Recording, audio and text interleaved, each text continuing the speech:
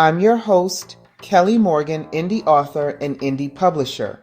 Welcome to another episode of The Author's Mic. Welcome to today's episode.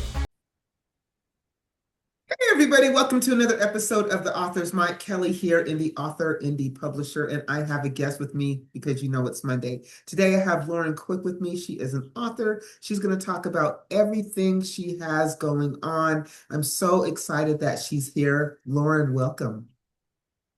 Thank you so much, Kelly. How are you today? I'm Good? doing fantastic. So tell me about, I always like to find out like your author journey, how you got here, and like what even made you decide to go the publishing route. Well, I turned 60 about 7 years ago. And out of that moment, I realized that I was not happy. My Up to that point, my husband had passed away. My children were grown and since then have fully grown and lived their own lives. And at the same time, I was toying with and eventually retired from the work world. So what happened was I had a whole lot of free time on my hands and I felt like I didn't know who I was. I felt like my whole life had sort of disappeared. My husband was gone, my children were gone, my job was gone. What in the world am I going to do with myself for the next 20, 30, maybe if I'm lucky, 40 or 50 years? And out of that, I began to just start questioning a lot of things about my life and also grieving a lot of things that I had lost. Out of that, I began talking to other women and found out that they were going through very similar processes. We all seem to go through a period in our lives where all of the roles we used to play fall away, and we were not ready for that. So we didn't replace anything. And we just feel this kind of uncertainty and this emptiness and a sense of disconnection from our own lives. For me, what I did was began to write poetry. I got into a class online. It was a freebie, 12 days of writing prompts and group conversations. And out of that, I began to do poetry. And then as I evolved as a woman in her 60s, I'm now 67, I started using poetry as a way to articulate what I was experiencing. Because one of the things that is common in this transition is we really don't know what it is. We can't, it's really hard for us to articulate. And one of the really wonderful things about poetry is you can talk around things. And it also would give me a great sense of relief and love, self-love, when I would do this writing. So out of that evolved the book Lanterns. And it is a book for women going through this time in their life when they feel disconnected, they feel lost, they're confused, uncertain. And the book will walk you through the process I went through the poems as they're laid out in the order of the book, so to say. And that really is how I ended up here. I began to use poetry as a way to get clarity in my life about what was going on with me inside, in my heart, in my spirit. And the book is designed to do that for other women if they so choose or if they want that, that it's an offering I have to them. So it's one thing to, come to these realizations and write the poetry and even put it in a book or write it down in a journal.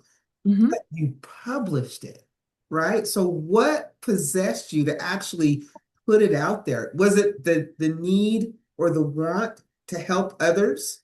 I mean, like, I always wonder, like, what was that made you decide to say, okay, I've got this book. I now think I'm going to put it out to the world. Well, a part of it is what I do is in my retirement years is I work with women now as a navigator, as a threshold guide to help them understand this whole process. And so I wanted to share another way besides coaching that you could do the internal work through the poetry that I had to offer. So it really was and it really is to help other women understand they're not alone during this time because we think we are. We think we're the only ones going through this. And it was a way to give them some comfort, some inspiration, some guidance. So I published. One of the other things that's been, I was thinking about this weekend. One of the other things that I found really fascinating about this process was when I started writing poetry, I thought I wrote poetry just as a hobby. I'm not really an author. I'm just somebody who dabbles in poetry. And so, like you had asked about what made me decide to publish, over time, what happened for me was it evolved into an identity. Being a poet has become part of who I am. And as that identity shifted away from someone who dabbles in poetry on the side to someone who actually considers herself a poet and an author, then it was easier for me to begin to say, I can do this and put it as a book and offer it to women who can use it. So I'm a lot stronger today in my self-identity as a poet and as an author than I have ever been but it's been an evolving process. And I don't know if that makes a lot of sense, but that was my experience. It does make a lot of sense, especially I'm sure for those who write, that writing becomes a part of who you are. It is a part of your identity. And so you being a poet and an author is just one of the many things that make Lauren Lauren, right? I mean, and those things, and I'm sure there are other things as well, but those things are you get the opportunity to relate to people as a poet, as an author, right? Or people who are reading your stuff and saying, "Man, she's a great poet," or "I love her stuff." And that I think is what we all want. I think all of us, when we write words and we put them on the page, I think our want is to have somebody read them and take something away, whatever that is. Exactly. And that's what poetry is about. There's so much interpretation, but still the words guide that process. And there is a lot of heart and a lot of love in the words that I have written.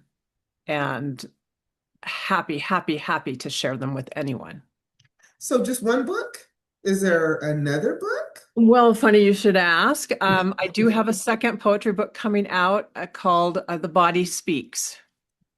And it's the next level of work I'm doing on myself where I'm beginning to understand there is a dialogue between my body and my mind, and that my body actually knows a lot more than my mind does.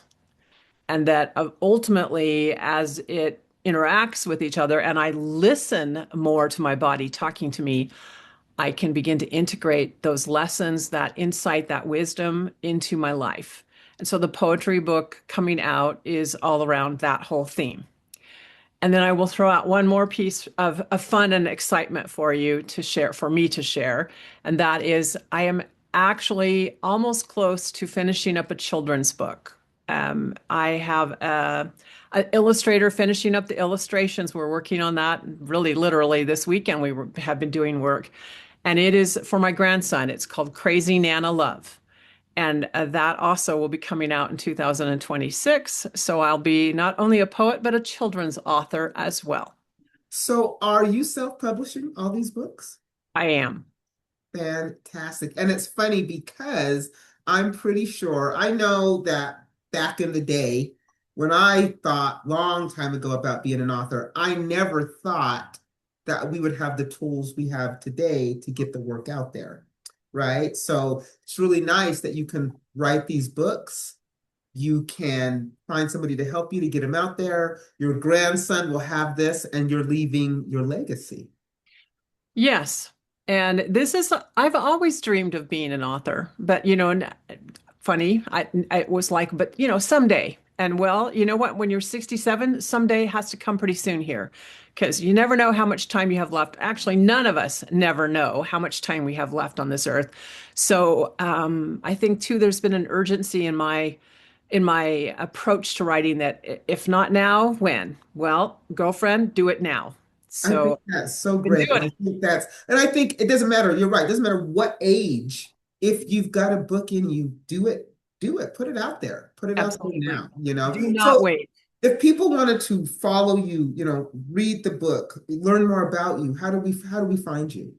I can share with you a URL, a link so that they can access the book. They can also join me on Substack, as well as I'm very active on Facebook. I will put And all of those links in the description. If when you provide those to me, I will put those so that if when people are looking at this and then want to go and click and find you, they'll be able to easily do that.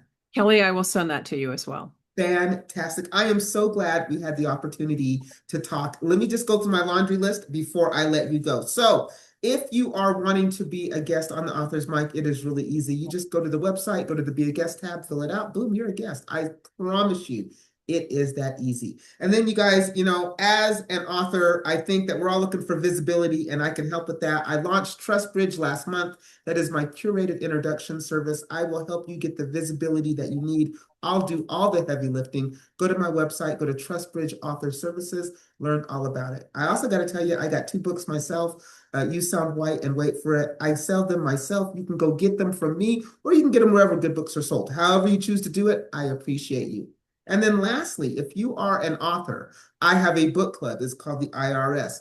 Pitch us. We may read your book and join us as a reader. When I checked the book club today, we went from 1 member. Today, we are at 31 members. And think about it, y'all. When we read an indie author's book, we put all 31 eyes on that person's book because all we do is support indie authors. So you can learn about all of these things by going to the website, brightheadedpublishing.com.